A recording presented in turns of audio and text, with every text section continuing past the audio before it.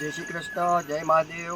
देखिए मित्रों, आज गुरु पूर्णिमा का पावन अवसर है और मेरे फर्स्ट गुरु जी नीम करोली बाबा, उसको मैं वंदन करता हूँ। और दूसरे मेरे गुरु महंत स्वामी महाराज, उसको भी मैं कोटि कोटि वंदन करता हूँ।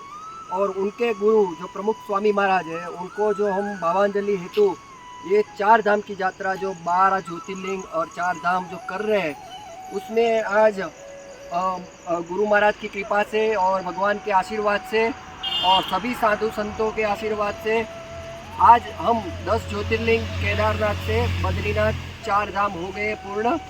और दूसरी बात मैं आपको ये करना चाहता हूँ, ये आज की स्पेशल वीडियो इसलिए बना रहे हैं, 2 दिन से तो हम नीचे उतर रहे थे तो वही का वही शूटिंग था, इसलिए नहीं रखना है।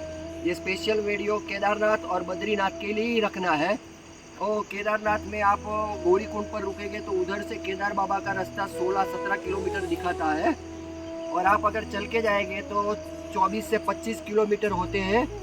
वो हर जगह रास्ते में जब स्लाइड होता है, उसकी वजह से रास्ते नए बन रहे हैं, ठीक है, उसकी वजह से 2-4 किलोमीटर का डिफरेंस है, ज़्यादा और कोई प्रॉब्लम नहीं है। और दूसरी बात, केदारनाथ आप जब भी यात्रा के लिए जाओ तो अपने पास ज़रूरी दवाइयाँ, और ऊपर ऑक्सीजन लेवल भी कम रहता है तो थोड़ा कपूर वगैरह और आप नॉर्मल दवाइयाँ साथ में रख सकते हैं। उधर चिकित्सालय भी है।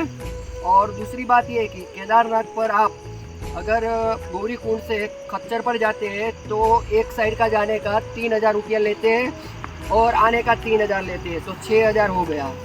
और दूसरी बात ये कि आप अगर वो ट्रॉली जो आता है सिंगल वाला, उसमें जाएंगे तो 6,000 जाने के और 6,000 आने के, तो 12,000 हो जाते हैं। और वो भी कितना कष्टी से कि वो जैसे वहाँ तो कोई बैग लेके भी नहीं चल पाता है, इतना पहाड़ी रास्ता है, क्योंकि ये टफ है केदारनाथ की यात्रा, ऐसे ही नहीं है। और दूसरी कि जैसे अपना वो पालकी आता है, 4 लोग उठाते हैं, उसमें एक पालकी का वो लोग 14,000 रुपया लेते हैं, तो 2 साइड का 28,000 रुपया होता है। ऐसा ही अगर आपको अपने शरीर में कष्टी लगे तो आप उधर आगे 2 हेलीपैड है, आगे अपनी यात्रा पर जब आने वाले हैं तो हेलीकॉप्टर का बुकिंग करवा सकते हैं।